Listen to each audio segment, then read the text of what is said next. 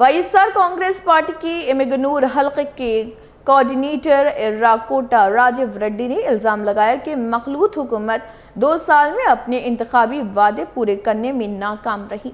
उन्होंने कहा कि हुकूमत ने सुपर 6 और सुपर 7 जैसे वादों पर अमल नहीं किया और साबिक़ वाईएसआरसीपी हुकूमत के मंसूबों का क्रेडिट लेने की कोशिश कर रही। राजीव रेड्डी ने डीएससी भर्तियों में बेज़ाब्तगियों का भी इल्ज़ाम लगाते हुए रियासती वज़ीर तालीम नारा लोकेश से इखलाक़ ज़िम्मेदारी कबूल करते हुए इस्तीफ़े का मुतालबा किया। ताहम इन इल्ज़ामात पर हुकूमत का मौक़िफ़ सामने नहीं आया। టీడీపీ ప్రభుత్వం, ఈ కూటమి ప్రభుత్వం ఏర్పాటై ఈ రోజుకి 2 ఏళ్ళు అయిపోతుంది.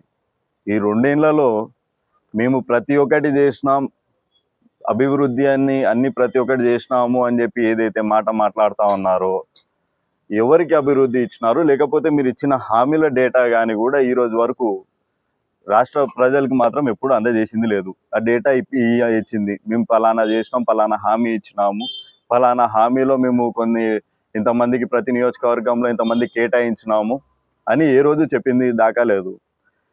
18 మహిళలు కూడా 18 వయసు నుంచి 59 వయసులో ఉన్నంత వరకు ప్రతి ఒక్కరికి 1500 రూపాయలు ఇస్తామన్నారు.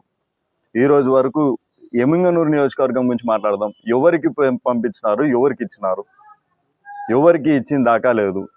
ఇంకోటి నిరుద్యోగ వృత్తి 3000 రూపాయలు ప్రతి ఒక్క నిరుద్యోగికి ప్రతి నెల 3000 ఇస్తామన్నారు. సంవత్సరానికి 36,000 ఎవరికి ఇచ్చినారు, ఎంతమందికి ఇచ్చినారు, ఎంతమంది నిరుద్యోగులకి ఇచ్చినారు, ఎవరికి ఇచ్చిన దాకా లేదు. సిలిండర్లు అన్నారు, వచ్చిన ఫస్ట్ సంవత్సరంలో ఒక సిలిండర్ ఇచ్చినారు వాస్తవంగా.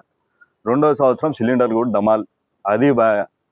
చేనేతలకి ప్రతి సంవత్సరం 24,000 ఇస్తామన్నారు, 24,000 ఇస్తామన్నారు. ఈ రోజు వరకు 2 ఏళ్ళు అయింది, 48,000 పాయ.